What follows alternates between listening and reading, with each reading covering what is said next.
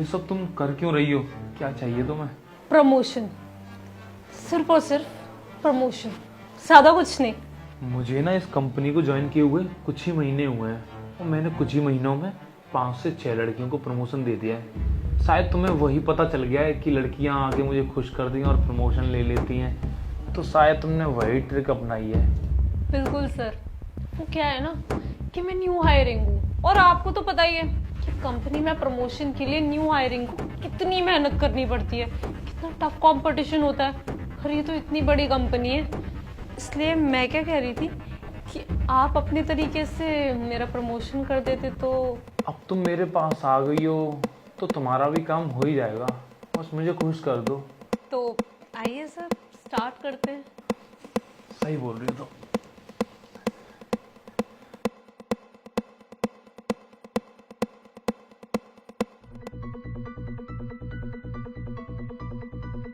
अरे रुकिए सर, इतनी भी क्या जल्दी है? वो क्या है ना कि मुझे आपको किसी से मिलवाना है। किसी से मिलवाना है मतलब? सर आ जाइए। सर?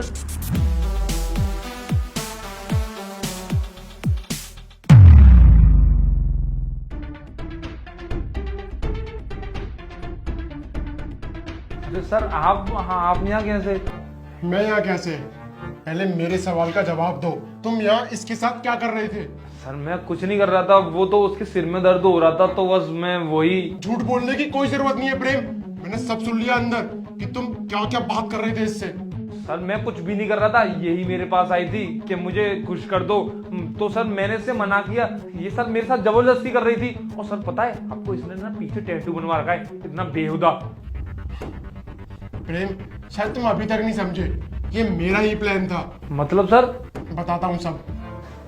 ये सर आपने बुलाया मुझे? हाँ, मुझे तुम्हारी एक मदद चाहिए थी। क्या हुआ सर, आप टेंस लग रहे हो? बात कुछ ऐसी है, तुम्हारे एब्सेंस में मैंने एक नया मैनेजर हायर किया था, पर उसकी कुछ शिकायतें मिल रही हैं लड़कियों से रिलेटेड कि उसकी नज़र ठीक नहीं है लड़कियों को लेकर।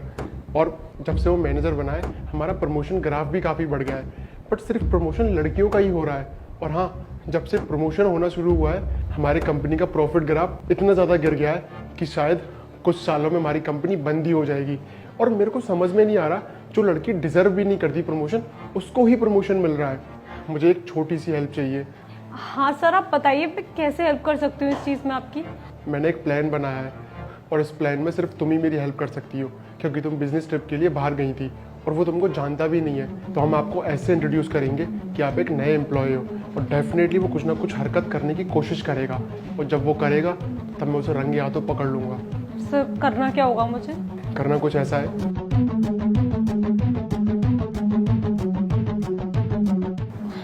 ओके सर, मैं समझ गई। ठीक है। तुम्हारी बहुत शिकायतें आ रही थी, तुम ये सब करते हो मेरे ऑफिस में। मेरी कंपनी का ग्राफ इतना ज्यादा गिर गया है कि कुछ सालों में बंद होने के कगार पे आ गया है। इतना ट्रस्ट करके मैंने तुम्हें ऐसा मैनेजर हायर किया था, और तुम क्या कर रहे हो यहाँ पे? अपने मैनेजर होने का फायदा उठा रहे हो, लड़कियों के साथ ये सब कर रहे हो। सर आपको पता है, जब आपने मुझसे ये वाली बात डिस्कस की उसके बाद जाके मैंने फीमेल एम्प्लॉयज से बात की थी और वहां पे पता चला कि लड़कियों में ना दहशत फैली हुई इस इंसान की।